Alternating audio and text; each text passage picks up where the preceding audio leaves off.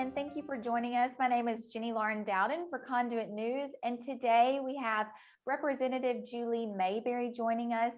Thank you so much for being here with us today. Hey, I appreciate the opportunity to share. I support freedom of speech and dialogue that we're having here. This is an important issue, and I appreciate you letting me share my point of view. Of course. So all of you legislators were recently called to the Capitol for a special session to talk about the ban on mask mandates. Right. We discovered yesterday that you were the sponsor of House Bill 1003. Walk us through that a bit, why you decided to put your name on the bill, and just your perspective with why you believe the law needs to be amended. Well, I believe that we need to allow our school districts to make decisions at the local level. What's happening in one school district is not necessarily what's happening in another, and we need to give them as much flexibility as possible to control the spread of this virus.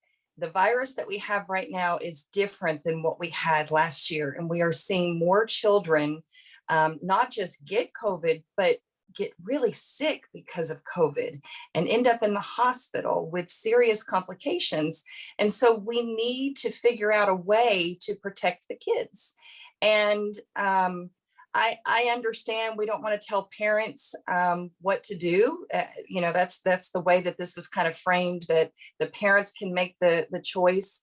But at the same time, there's a certain point that we need to say, we need to allow our school districts the opportunity to protect all the kids in this situation. So what this bill did is it separates the need for it. So there's some areas of the state that don't have many cases of COVID, and we don't want to give the option maybe in those school districts to mandate a mask, because those school districts really don't have a reason for it. But we do have school districts around the state that have a lot of COVID in the community. And if that local school board hears from parents in that area that they want to have everyone wearing a mask, then they should be allowed to vote to require masks there. And we want to put some safeguards there, some guardrails. So those guardrails, I had suggested maximum of 60 days. I'm now moving it to 21 days. So that in order to keep a mask mandate longer than 21 days, the school board would have to come back and vote on it again. And maybe that would help them just get through a spike in their community. It's also based on the number of cases in that school district to begin with. And then we want to make sure that the school district is taking into consideration areas where children can be socially distant or outside. If they're in a gym class and there's 30 kids in the gym, they can spread out and they don't need to wear a mask. So it would not necessarily be masked all day long, everywhere on the campus, no matter where you are. And because the call was so narrowly focused that the governor had, it's only 12 and under, or actually under 12, that would be asked to wear the mask. So you mentioned yesterday that the school board would be voting on this, not the superintendent. And right. So whether or not a mandate is put in place, it is up to the local school board, and that your school board representative is as local as you can get to having a representative. We recently saw here in Fayetteville, we had a school board representative respond to a concerned parent about this mandate. He said, quote, "With all due respect, this issue is not at all about your right to determine your own child's health care. It is about the way individual choices are affecting our community." And I think what so many parents are concerned with is that, and we're seeing, this in viral videos happening all across the nation right now, school boards, it doesn't seem as though these school board members are necessarily listening to all concerns of the community, and it seems more narrowly focused and as if they have their own agenda. And so what do you say to those people who feel as though, it doesn't seem like they're listening to my concerns? Well, I think first of all, you need to talk to them. Second of all, if you don't like how they're voting or what they're doing, run for school board and get your voice out there.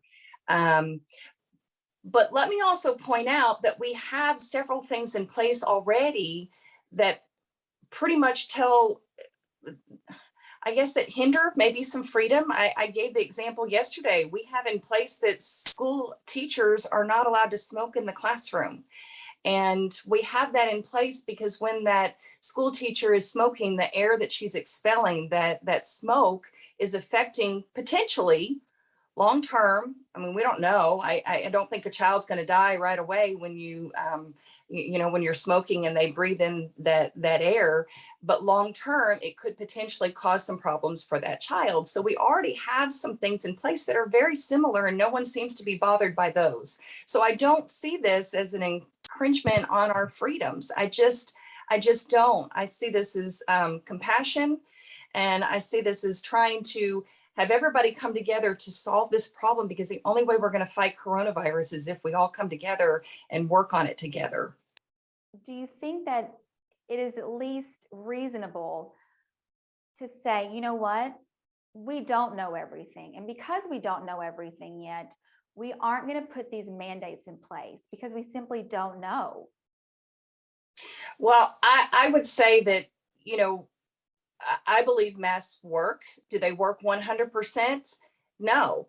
But it is a tool that we should be able to use.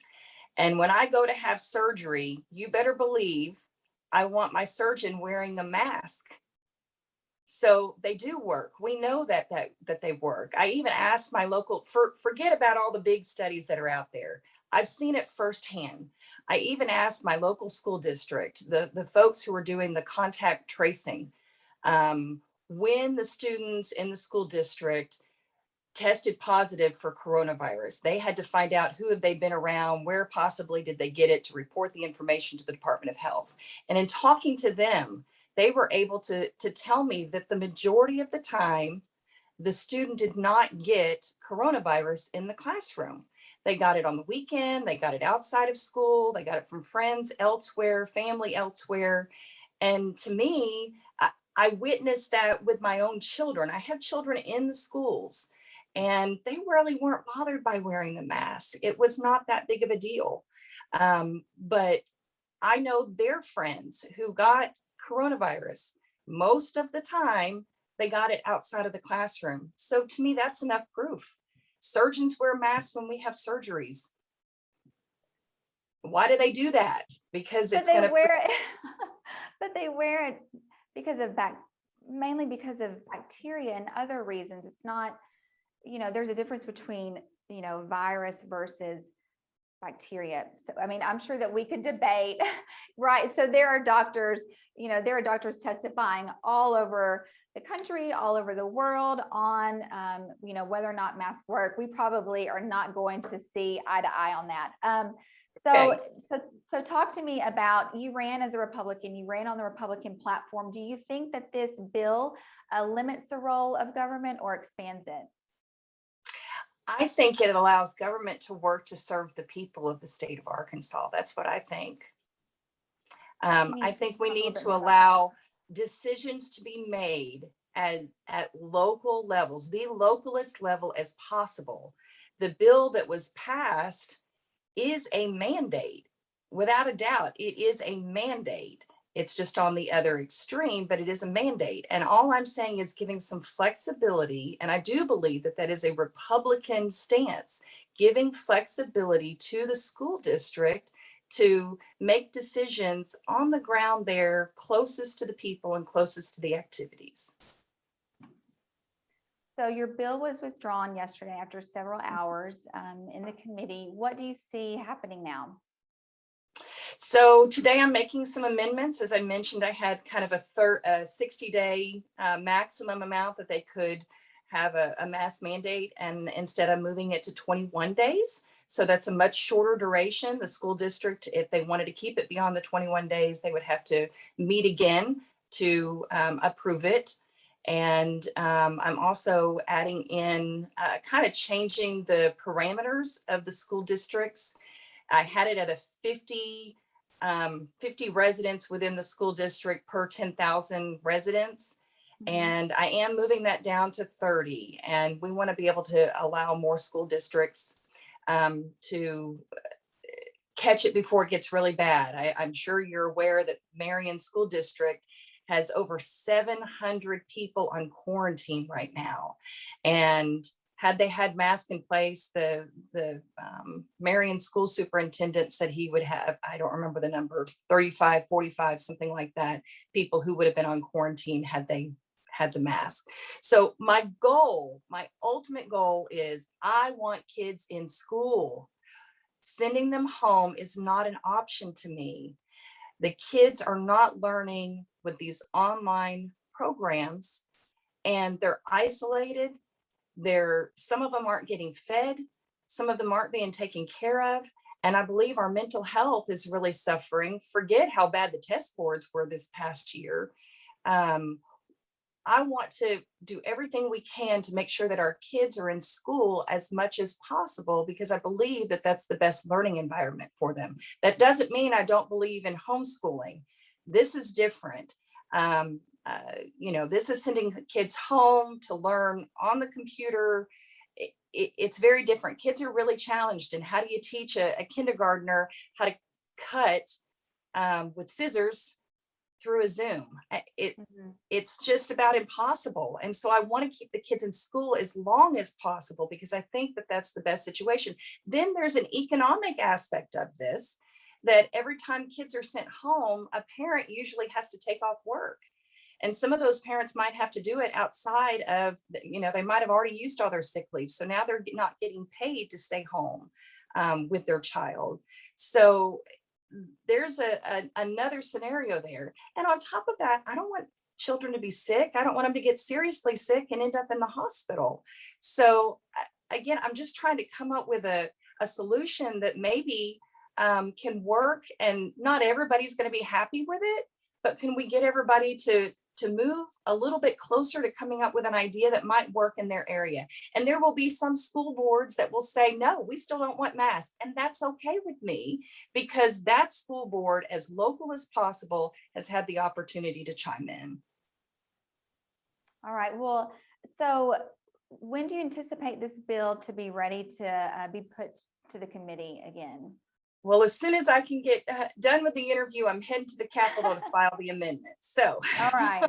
Okay. Well, just keep us posted, because we want to be sure to follow this. Okay. Hey, I don't want people to see this as that I'm taking away people's freedoms. Just about every law that's out there does something to affect our freedoms.